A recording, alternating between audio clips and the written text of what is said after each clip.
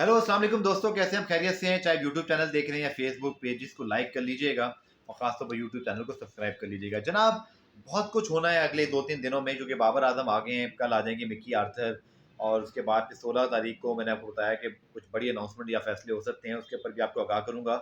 और अब उससे जुड़ा है एक और मामला, पाकिस्तान का टेस्ट स्क्वाड फॉर ऑस्ट्रेलिया, चूँकि पाकिस्तान को 14 तारीख को पहला टेस्ट खेलना है, 2 तारीख को टीम को रवाना होना है, वहाँ पर पहला ऑफसाइड मैच भी जल्दी है, तो टीम की अनाउंसमेंट भी मोस्ट लाइकली इसी हफ्ते के आखिर में है।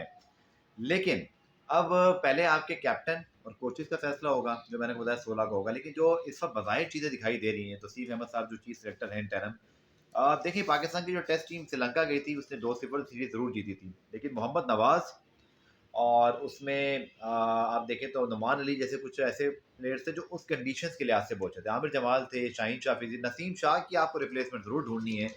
कौन हो सकते हैं नसीम शाह के रिप्लेसमेंट, ये आपको बताऊंगा। फिर आगे न्यूजीलैंड सीरीज़ हो रही है, 5 T20 वहाँ खेले जाने हैं। तो मेरी इत्तला के मुताबिक जनाब मीर हमज़ा एक हॉट कंटेंडर है नसीम शाह की जगह, कि उनको जो है वो टीम में लाया जाए। इसी तरह अगर आप देखें तो मोहम्मद अली भी फास्ट बॉलर है, खुर्रम शहजाद भी है, लेकिन शायद मीर हमज़ा का जो एक्सपीरियंस है वो बहुत ज़्यादा है और मुझे लगता है कहीं न कहीं वो आ जाएँगे आपके टेस्ट स्क्वाड में। और आपके साइम अयूब की भी इसी तरह खबरें हैं कि उनको भी टेस्ट स्क्वाड में शामिल किया जा सकता है। लेकिन अभी एक आध फास्ट बॉलर आपको और करना पड़ेगा। वैसे आपके पास अबरार मौजूद हैं, तो वही मुझे लगता है स्पिनर तो वही खेलेंगे। साथ उनके नुमान होंगे एक बैकअप ऑप्शन, लेकिन आपके नसीम शाह की जगह आपको एक प्लेयर ज़रूर ढूँढना है। बाकी मोस्ट ऑफ द स्क्वाड वही होगा, यानी कि चांद मसूद, इमामुल हक, इसी तरह आपके जो अब्दुल्ला शफीक हैं, रिजवान हैं, बाबर हैं, सऊद शकील हैं, और यही आपका मोस्टली स्क्वाड होगा। हुरैरा भी हो सकते हैं इसके अंदर, चूँकि वो पहले भी टीम के साथ शामिल थे।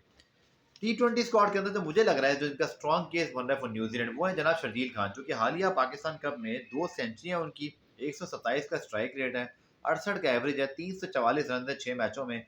और वो जो मॉडर्न डे की हम बात करते हैं, मुझे कहीं न कहीं लगता है कि T20 के अंदर उनको जो नई मैनेजमेंट या नया क्रिकेट बोर्ड है अभी, ये कोई ना कोई चीज़ उसके अंदर कराना चाहेंगे और शायद बुरा ऑप्शन भी नहीं है। वो और फ़खर जमान अगर आपके पास टॉप में हो, तो आपको कहीं न कहीं एडजस्टमेंट टेम्पलेट के ऊपर करनी पड़ सकती है, तो मुझे शर्जील खान की एंट्री होती हुई दिखाई दे रही है। शाह मसूद भी इसी तरह पाकिस्तान की T20 वनडे टीम में जो है वो आगे आ जाएँगे। ऑलरेडी वो शामिल थे प्लान्स के अंदर, लेकिन 331 रन 6 मैचों में उनके भी हैं और 1 सेंचुरी और 1 50 के साथ। इसी तरह अगर आप देखें तो जो बॉलर्स हैं, उसके अंदर भी आपके पास कुछ चॉइसेस हैं। ज़ाहिद महमूद ने 6 मैचों में 14 आउट ज़रूर किए हैं, लेकिन आपको पता है कि वहाँ पर ऑलराउंडर की ज़रूरत है। T20 में तो शादाब और नवाज़ ही मुझे दिखाई दे रहे हैं। Khurram Shahzad again very impressive, 5 मैचों में 13 आउट हैं उनके, और इसी तरह उन्होंने जो कायद-ए-आज़म ट्रॉफ़ी है, उसके अंदर भी 8 मैचों में उन्होंने जनाब जो विकेटें ली हैं, वो हैं 36। तो मुझे लगता है खुर्रम शहजाद को कहीं न कहीं आप ज़रूर मौका देंगे और उनको मौका मिलना भी चाहिए, बिकॉज़ कंसिस्टेंसी उनकी बॉलिंग में दिखाई दे रही है।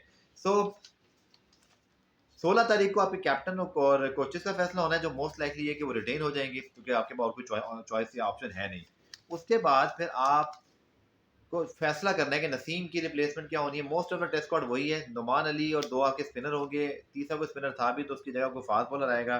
अब्बास भी एक ऑप्शन हो सकते हैं, जो कि इंग्लैंड कंडीशन में ऑस्ट्रेलिया में बड़े सूटेबल रहते हैं, बट शाहीन और हारिस रऊफ भी मुझे जाते हुए कहीं न कहीं दिखाई दे रहे हैं, लेकिन शाहीन के साथ आपका जो ऑप्शन है, वो दूसरा लास्ट टाइम हसन अली थे। लेकिन मुझे ऐसा लगता है कि आमिर जमाल जो है वो एक मर्तबा फिर पाकिस्तान के स्क्वाड में शामिल होंगे और उनकी जो कहते हैं ना बतौर ऑलराउंडर, मुझे लगता है फ़ातिहत अब हमें नज़र आना शुरू होगी। लेकिन मुझे ऐसा लगता है कि Mir Hamza could be a good choice और खुर्रम शहजाद भी। अ, इसके अलावा आपके ज़हन में कोई सवाल है? चूँकि पाकिस्तान सुपर लीग के हवाले से कुछ चीज़ें भी आने वाली हैं इस हफ़्ते। आपको पता है कि उनका कैटेगरी रिन्यूअल आ गया था। अब उसके बाद जो है वो ट्रेड और ट्रांसफ़र वाली विंडोज़ हैं, और उसके बाद फिर आपकी जो सारी अ, मतलब फॉरेन प्लेयर की लिस्ट है, उसके ऊपर सबकी नज़रें हैं। उसके ऊपर जल्द एक ब्रेकिंग न्यूज़ लेके आऊँगा। कुछ अच्छे प्लेयर्स की मुझे कुछ इत्तलात मिल रही हैं। दुआ करें कि ऐसा हो जाए, और उसके बाद फिर पाकिस्तान क्रिकेट बोर्ड और पीएसएल फ्रेंचाइज़ मिलकर पीएसएल रिटेंशन अनाउंस करेंगे। उसके बाद ये पहले हफ्ते में दिसंबर में हो जाएगा या नवंबर के एंड पे रिटेंशन। उसके बाद फिर 15 दिसंबर को मोस्ट लाइकली आपका जो अ ड्राफ्ट है वो लाहौर में होना है। तो ये जनाब अब तक मेरे पास अपडेट।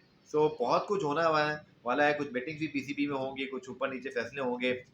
मुझे ऐसा लग रहा है कि भई बहुत बड़ी कोई ब्रेकिंग न्यूज़ फिलहाल ना आए टेस्ट टीम के हवाले से। T20 की टीम के हवाले से मुझे काफ़ी कुछ लग रहा है कि इवन कप्तान के हवाले से भी, या कोचेज़, या आप कह लीजिए सिलेक्शन ऑफ, लेकिन बात ये है कि ये बोर्ड तो खुद फरवरी तक है।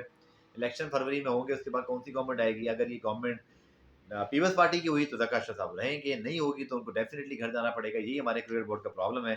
तो क्या उससे पहले इतने बड़े फैसले करने का मैंडेट ये बोर्ड रखता है? क्या वो चाहेंगे कि वो बड़े फैसले लें? बहुत सारे लोगों की ख्वाहिशात ज़रूर हैं, पर शायद उनको कामयाबी ना हो।